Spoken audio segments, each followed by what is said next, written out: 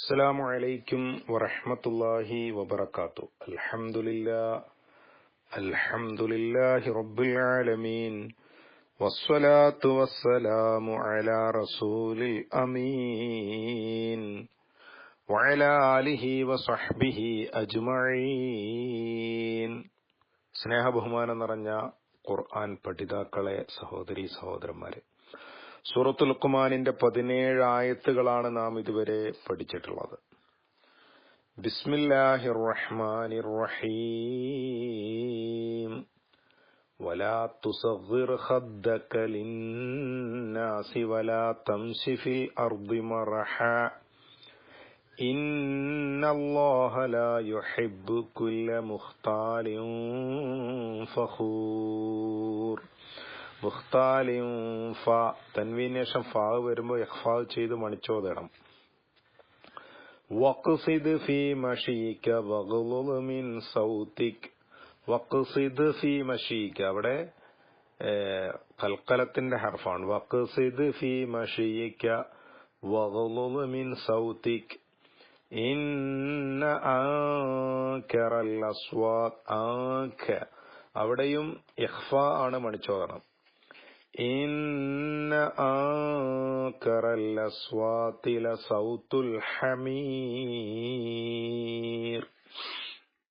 അലം തറൗ അന്നല്ലാഹ സഖറ ലക്കും മാ ഫിസ് സമാവാതി വമാ ഫിൽ അർദ് വഅസ്ബഗ അലൈക്കും നിഅമഹു ളാഹിറതൻ വബാതിനഹ وَمِنَ النَّاسِ مَن يُجَادِلُ فِي اللَّهِ.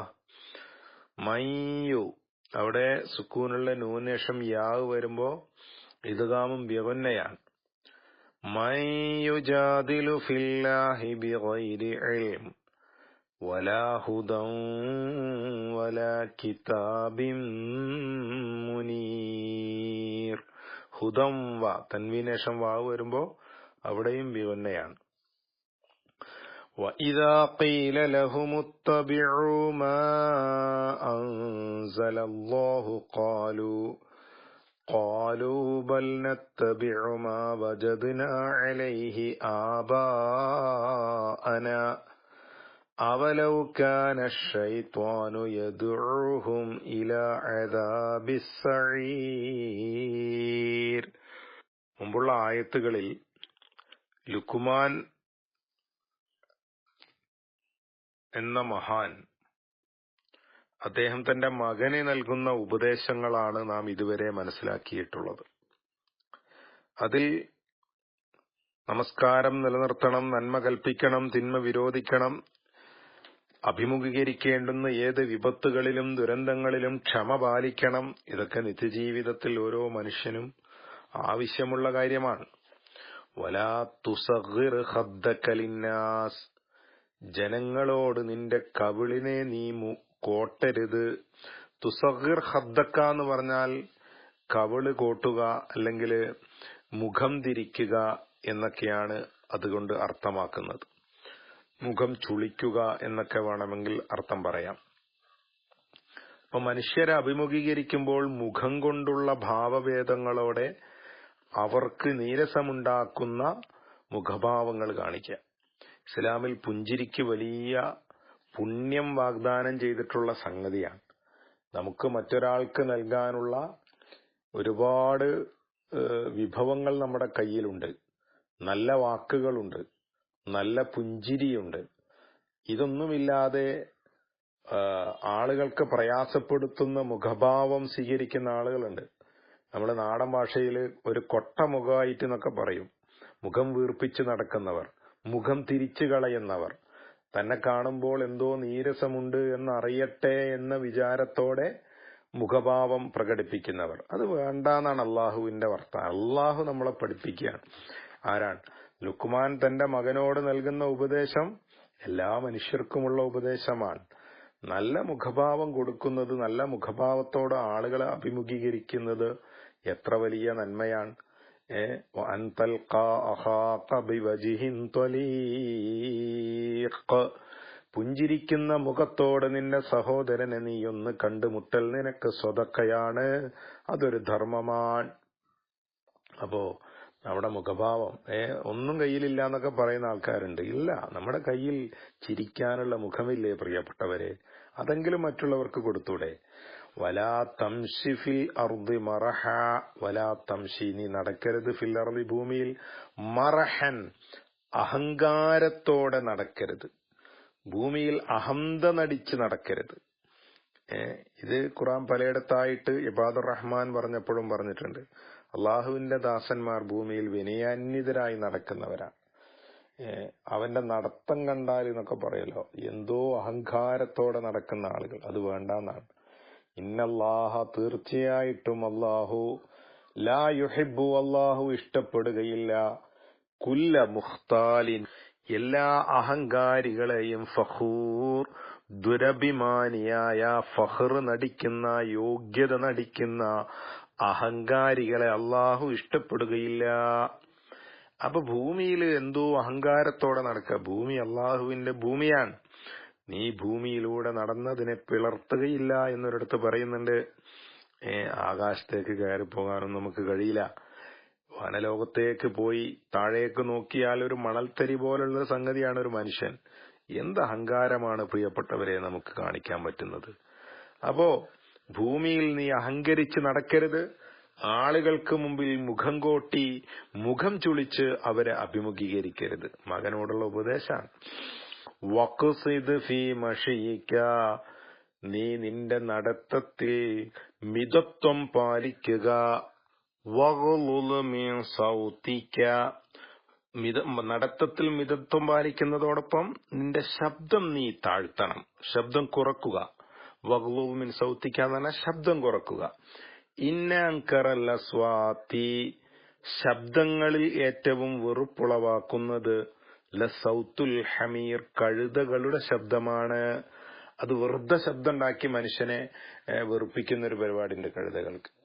അപ്പോ അതുപോലെ മനുഷ്യർ ആവശ്യമില്ലാതെ ഒച്ചയിടുന്ന കാണാം. വെറുതെ ഒച്ചുണ്ടാക്കി സംസാരിക്കുമ്പോൾ ആവശ്യത്തിനെ ശബ്ദമുയർത്തേണ്ടതുള്ളൂ.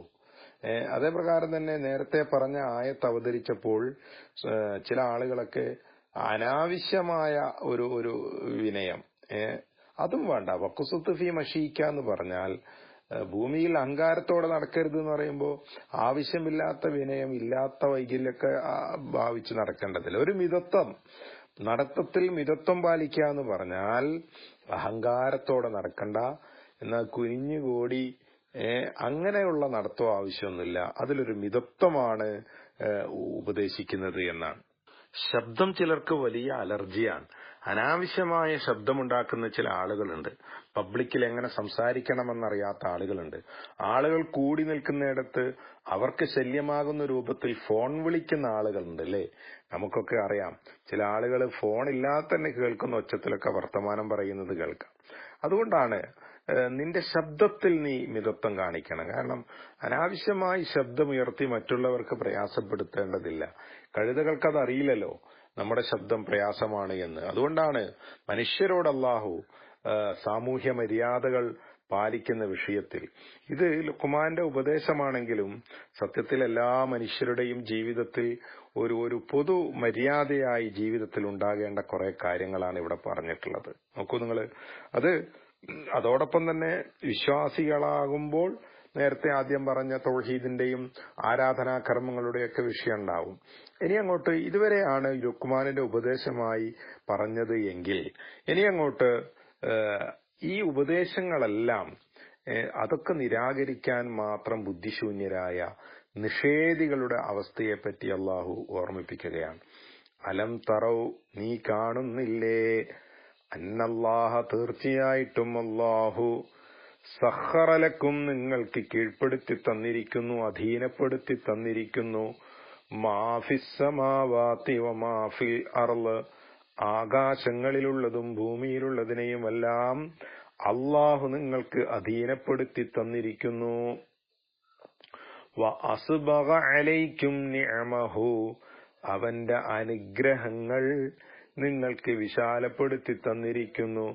ളാഹിറത്തം വ ബാത്തിന, ബാഹ്യമായതും ആന്തരികമായതുമായ എല്ലാ അനുഗ്രഹങ്ങളും അല്ലാഹു നിങ്ങൾക്ക് വിശാലമാക്കി തന്നിരിക്കുന്നു. അള്ളാഹുവിന്റെ അനുഗ്രഹങ്ങൾ എന്താണ്, ബാഹ്യം എന്താണ്, ആന്തരികം എന്നൊക്കെ പല തഫ്സീറുകളിലും പല രൂപത്തിലും വിശദീകരിച്ചിട്ടുണ്ട്. നമ്മുടെ കണ്ണ്, കാത്, കൈ ഇതൊക്കെ ബാഹ്യമായി നമുക്ക് കാണാൻ പറ്റുന്ന അനുഗ്രഹമാണ്.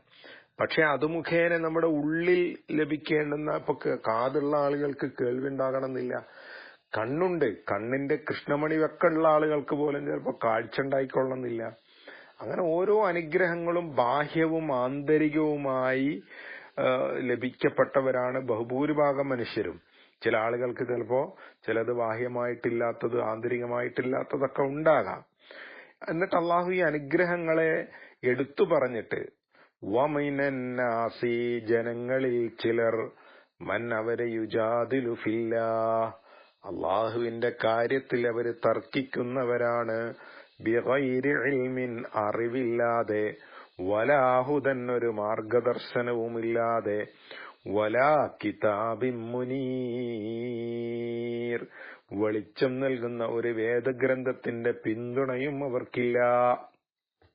എന്തെങ്കിലും ഒരു തെളിവ് വേണ്ടേ, വിവരം വേണ്ടേ, അല്ലെങ്കിൽ ഒരു ഭക്തിയോ അള്ളാഹുവിന്റെ മാർഗത്തിൽ പ്രവേശിക്കുവാനുള്ള എന്തെങ്കിലും ഒരു തൗഫീക്കോ, ഇതൊന്നുമില്ലാതെ ഈ അള്ളാഹുവിന്റെ ദീനിനെ നിഷേധിക്കാൻ അവർക്ക് യാതൊരു അവലംബവുമില്ല.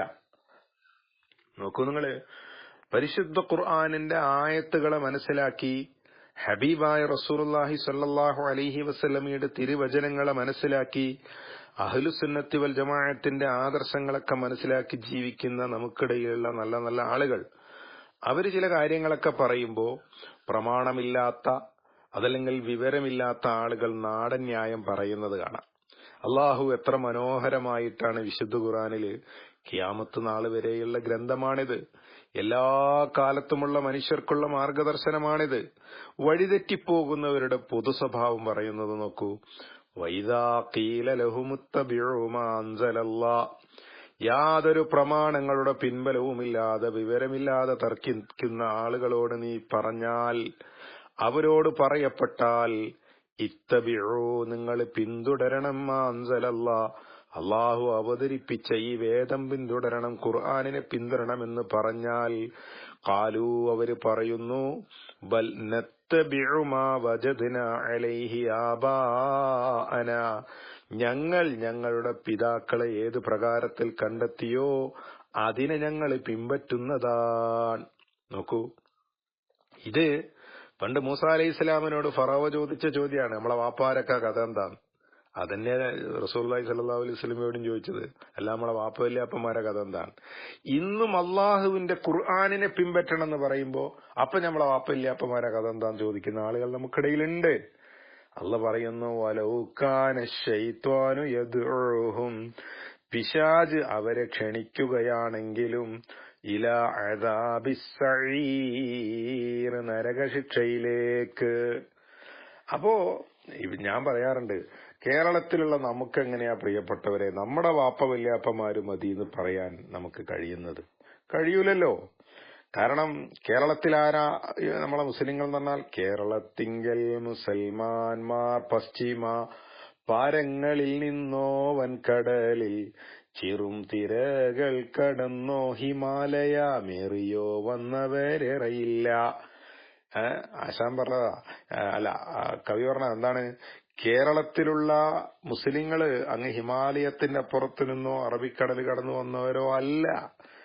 ഇവിടത്തെ ആളുകൾ ഉമർ ഖാദിയുടെ കവിതയിലുള്ളതുപോലെ, അയാ ഫാഖിറം ബിന്നസബി കൈഫ തഫാഖുറു വ അസ്ലുകുമു മിൻ ഖബ്ലു തീയം വനായരു വാശാരി മൂശാരി വ മണ്ണാനു പാണനു വ നായാടി ചെട്ട്യാനു വ കൊയപ്പാനു തീയനു. ഇങ്ങനെ നമ്മുടെ മുൻഗാമികളായ ആളുകൾ ജാതി വിവേചനം കൊണ്ട് പൊറുതിമുട്ടിയ ഒരു വിഭാഗം ഉണ്ടായിരുന്നു.